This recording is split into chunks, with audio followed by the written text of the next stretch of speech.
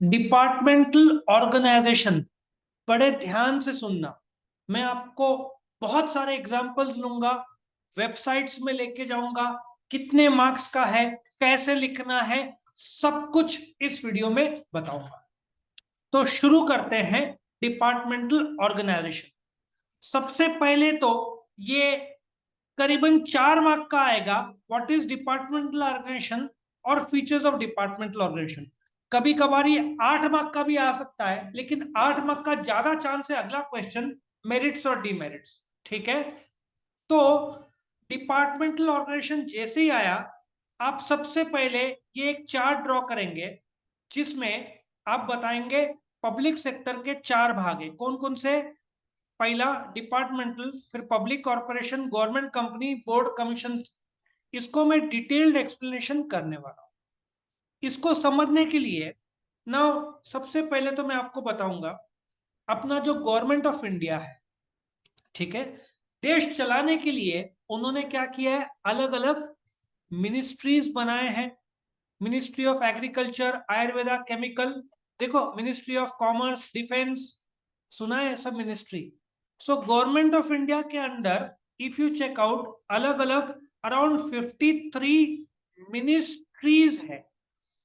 उसमें से एक मिनिस्ट्री है मिनिस्ट्री ऑफ कम्युनिकेशन, आपका मोबाइल फोन के लिए जो काम करती है। ठीक है, मिनिस्ट्री ऑफ कम्युनिकेशन। इसके अंदर एक डिपार्टमेंट है डिपार्टमेंट ऑफ टेलीकम्युनिकेशन। सो ये जो डिपार्टमेंटल ऑर्गेनाइजेशन क्या है, गवर्नमेंट का मिनिस्ट्री के अंदर खुद एक डिपार्टमेंट है ये, मतलब शरीर का हिस्सा और एक हाथ खुद गवर्नमेंट का ही हिस्सा है, डिपार्टमेंट ऑफ टेलीकम्युनिकेशन। जियो के जो भी 4G 5G रेट्स है वो इनके पास से अप्रूव कराना पड़ता है। इस डिपार्टमेंट कौन से मिनिस्ट्री के अंदर आता है, मिनिस्ट्री ऑफ कम्युनिकेशन। यहाँ पे देखो ऑनरेबल मिनिस्टर श्री अश्विनी वैष्णव। ठीक है, लेकिन कभी कभार ये डिपार्टमेंट इतना बड़ा हो जाता है कि खुद एक मिनिस्ट्री का रूप ले लेता है, मिनिस्ट्री ऑफ रेलवेज। आ रहा है समझ में? So what is departmental organisation. Departmental organisation एक ऐसा ऑर्गेनाइजेशन है जिसका ओनरशिप, मैनेजमेंट, कंट्रोल, फाइनेंस पूरे तरीके से कौन करता है, गवर्नमेंट। सिंस ये गवर्नमेंट का ही हिस्सा है, रिलायंस को कोर्ट रिलायंस इंडस्ट्रीज लिमिटेड नाम से जानता है। सो मिनिस्ट्री ऑफ रेलवेज गवर्नमेंट का ही एक अंग है, हिस्सा है, उसको सेपरेट लीगल स्टेटस नहीं मिल सकता। कानूनी तौर पर वो गवर्नमेंट का ही एक हिस्सा है। अब एग्जाम में जब ये आंसर आता है तो आपको एबीसीडी फॉर्म में लिखना चाहिए, तो आपको फुल मार्क्स मिलेगा। पहला, departmental organisation is the oldest form, सीधी बात है। इंडियन रेलवेज ऑफ कोर्स उस समय वो ब्रिटिशर्स के अंडर आता था, अभी इंडियन में खुद एक मिनिस्ट्री बन गया है। और आपको वंदे भारत एक्सप्रेस सुना है ना, बुलेट ट्रेन का भी काम 25% हो गया है। 2024-25 तक आपकी बुलेट ट्रेन भी आ जाएगी। ये सब मिनिस्ट्री ऑफ रेलवेज के अंडर होता है। So it performs its activities as an integrate part of government only. अलग संस्थान नहीं है वो, गवर्नमेंट का ही एक अंग या हिस्सा है। और बाय द वे, तुम इंडियन रेलवेज पे डायरेक्ट केस नहीं डाल सकते, पहले गवर्नमेंट से परमिशन लेना पड़ता है, डायरेक्ट केस नहीं हो सकता। ठीक है, तो organisation which is own, manage and control by the government is known as departmental. मैंने दो एग्जांपल लिए, डिपार्टमेंट ऑफ टेलीकम्युनिकेशन जो मिनिस्ट्री ऑफ कम्युनिकेशन के अंडर आता है, लेकिन जब डिपार्टमेंट बहुत बड़ा हो गया, खुद एक मिनिस्ट्री हो गया, उसको क्या बोलेंगे, मिनिस्ट्री ऑफ रेलवेज। वर्ल्ड के टॉप 10 एम्प्लॉयर्स में से एक है, 11.5 लाख लोग काम करते हैं। ठीक है, और जहां तक मेरा नॉलेज है, वर्ल्ड में 5th सबसे बड़ा रेलवे का नेटवर्क अपने मिनिस्ट्री ऑफ रेलवेज, जो railways Indian railways. Features, next slide, मतलब आपका टी वाला पार्ट यहां से शुरू होगा। सो ये जो पार्ट है इसको मैंने एबीसी फॉर्म में जोड़ दिया तो वो आसान होगा। Okay, features of departmental organisation एक एक करके देखते हैं। पहला, मैनेज बाय गवर्नमेंट। ठीक है। Departmental organisation is manage by concern government department, ministry at the top is responsible to the parliament for its operations. चलो इसका जरा एग्जांपल देखें। इंडियन रेलवेज यहाँ पे कौन सा है? मिनिस्ट्री ऑफ कम्युनिकेशन में ऑनरेबल मिनिस्टर कौन है? श्री अश्विनी वैष्णव। इंडियन रेलवेज के कौन मिनिस्टर है देखें? मिनिस्टर ऑफ रेलवेज भी है ये, दोनों जगह पे। वैसे नॉर्मली दो दो मिनिस्ट्रीज देते नहीं है। सो श्री अश्विनी वैष्णव मिनिस्ट्री ऑफ रेलवेज के हेड है, मतलब कि manage by government, manage by the minister, ठीक है। और डिपार्टमेंटल हेड कौन देता है? समझ रहे हो मैं क्या बोल रहा हूं? चलो लाइव एग्जांपल लेता हूं। ये कभी भी मिनिस्ट्री का हेड कौन रहता है? मिनिस्टर।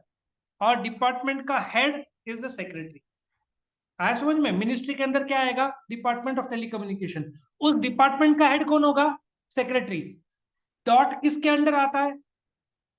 मैं तुमको एक और लाइव केस बताता हूं जिसे समझेगा। अब देखो, मिनिस्ट्री ऑफ कंज्यूमर अफेयर्स, इसका हेड कौन होगा? Minister. Department of consumer affairs का हेड कौन होगा? सेक्रेटरी। और ये लोग दोनों रिपोर्ट करेंगे मिनिस्ट्री ऑफ कंज्यूमर अफेयर्स को, और ministry of consumer affairs will report to the prime minister. Logic समझ में आ रहा है? इस प्रकार से देश अपना चलता है through the 53 ministries. Number 2, delegation of authority. Delegation क्या होता है? अभी लेट अस टेक एग्जांपल तुम्हारे कॉलेज का। Principal is responsible for managing the college including teaching. तो टीचिंग का जवाबदारी किसको देता है? टीचर्स। लाइब्रेरी का लाइब्रेरियन। सो जो प्रिंसिपल की जवाबदारी है वो दूसरों के थ्रू काम करवाता है। सो डेलीगेशन मतलब अपना जो काम करना है उसकी जो ताकत है लाइब्रेरियन, टीचर्स और बाकी स्टाफ को दिया ताकि कॉलेज चल सके। तो the downward delegation of authority कैसे होता है? Top executive to every part. अब डाउनवर्ड के लिए ये मैं एग्जांपल वापस से ले लेता हूँ। यहाँ पे तुम देखो, मिनिस्ट्री, मिनिस्टर, पहले तो प्राइम मिनिस्टर आएंगे, फिर मिनिस्टर आएंगे, फिर उसके अंदर सेक्रेटरी, फिर सेक्रेटरी के अंदर एम्प्लॉइज होंगे। समझ में आ रहा है? टॉप कौन है? Prime minister. फिर कौन है? Minister of consumer affairs. फिर कौन है? Departmental head, secretary. फिर उसके अंडर कौन है? एम्प्लॉइज। ऐसे एक एक कर वो डाउनवर्ड डेलीगेशन होगा काम करने की जो प्रक्रिया है। आगे बढ़ते हैं। फिनेंस बाय गवर्नमेंट, ये कौन पैसा लगाता है? Annual budget appropriation. अच्छा अभी एक और लाइव एग्जांपल लेके बताता हूँ। जो अपना इंडियन रेलवे था ना, ब्रिटिशर्स की एक प्रथा थी। बाय द वे अपना फाइनेंशियल ईयर क्या है इंडिया का? वो एंडिंग है बेटा, स्टार्ट स्टार्ट 1 अप्रैल टू 31 मार्च। ये तुमको पता है पर तुमको ये पता नहीं है प्रथा किसने शुरू किया? ब्रिटिशर्स ने। कब? 1867 से। अप्रैल टू मार्च ये ब्रिटिशर्स की प्रथा है। और ब्रिटिशर्स की ही प्रथा थी कि February 28 को अपना बजट आता था।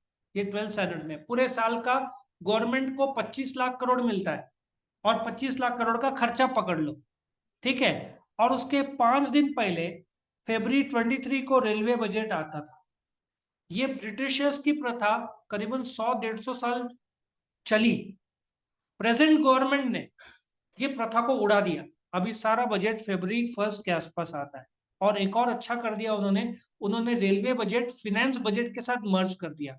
तो February 1 के 5 दिन पहले रेलवे बजट नहीं होगा, उसी दिन रेलवे बजट और फिनेंस बजट मर्ज हो गया है। सो ब्रिटिशर्स की प्रथा थी पहले February 23 को रेलवे बजट 4-5 दिन पहले, और फिर या 2-3 दिन पहले, और फिर फरवरी मार्च के 1 महीने पहले फिनेंस बजट लाने का। लॉजिक समझ में आया?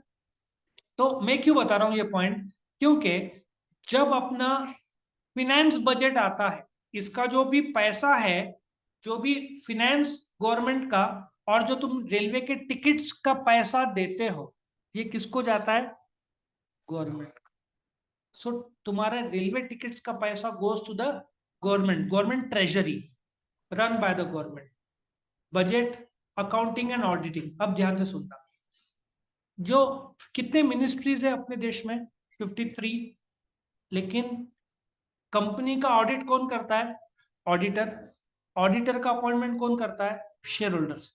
बट गवर्नमेंट ठीक से चला रहा है कि नहीं उसका गारंटी कौन देगा? तो गवर्नमेंट का जो अकाउंट्स बनता है उसका चेकिंग के लिए एक अलग ऑडिटर है, जिसको सीएजी बोलते हैं, controller and auditor general of India. ये इंडिपेंडेंट है, ये गवर्नमेंट का अकाउंट चेक करते हैं और बताते हैं कि सब बराबर हुआ है कि कहीं फ्रॉड हुआ है। पिछले गवर्नमेंट का कॉमनवेल्थ का 71,000 करोड़ का स्कैम सीएजी ने पकड़ा। लोग सीएजी से बहुत डरते हैं। अकाउंट्स में ये लोग पूरा चेक करते हैं, ऑडिटर एकदम एकदम इंडिपेंडेंट अथॉरिटी है सीएजी। तो गवर्नमेंट अकाउंट्स गवर्नमेंट के लोग बनाएंगे, बट उसका ऑडिट सीएजी करेगा। Correct? Run by government, no separate legal entity. तुम इंडियन रेलवेज को अलग कैसे कर सकते हो? गवर्नमेंट का हिस्सा है। तुम डिपार्टमेंट ऑफ टेलीकम्युनिकेशन को अलग नहीं कर सकते। तुम्हारा शरीर का हाथ है, वो तुम्हारा ही एज इंडिविजुअल है। सो ये जो भी डिपार्टमेंटल अंडरटेकिंग है, उसको सेपरेट लीगल स्टेटस नहीं मिलता, क्योंकि वो खुद एक गवर्नमेंट का हिस्सा है। तो no separate legal status, no separate legal entity. Government employ, since it is an integral part of the government, तुमको भाई आई थिंक IAS का एग्जाम देके ही तुम इधर जा सकते हो डायरेक्टली। तुम ऐसे तुम जैसे बायोडाटा भेजा तो नहीं चलता है, तुमको IAS पास चाहिए, तब जाकर तुमको इधर ये मिलेगा एंट्री। सो तुम सिविल सर्वेंट्स हो, और गवर्नमेंट के जो भी सिविल सर्वेंट्स को बेनिफिट है वो सब तुमको मिलेगा। तो इसलिए तो लोग गवर्नमेंट रेलवेज में जॉब चाहते हैं, तुम्हारा लाइफ टाइम सिक्योरिटी होता है ना। हालांकि यंगस्टर्स थोड़ा प्राइवेट सेक्टर में आजकल ज्यादा जाने लगे, लेकिन अभी भी गांव गांव में गवर्नमेंट जॉब मतलब लाइफ टाइम सिक्योरिटी माना जाता है। तो ये गवर्नमेंट जॉब माना जाएगा।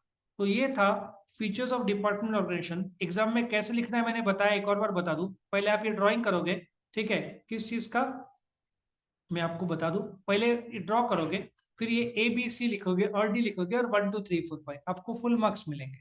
आया समझ में? तो व्हाट इज डिपार्टमेंटल ऑर्गेनाइजेशन और फीचर्स ऑफ डिपार्टमेंटल ऑर्गेनाइजेशन यहाँ पे खत्म होता है। Thank you for watching.